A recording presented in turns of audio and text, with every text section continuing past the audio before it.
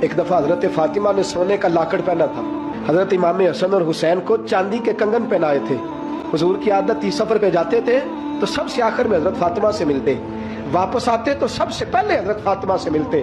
میرے حبیب واپس آئے، حضرت فاطمہ کے دروازے پہ قدم رکھا تو گلے میں لاکڑ دیکھا، شہزادوں کے پاس کنگن دیکھے، وہیں سے قدم پیچھے ہٹا لیا۔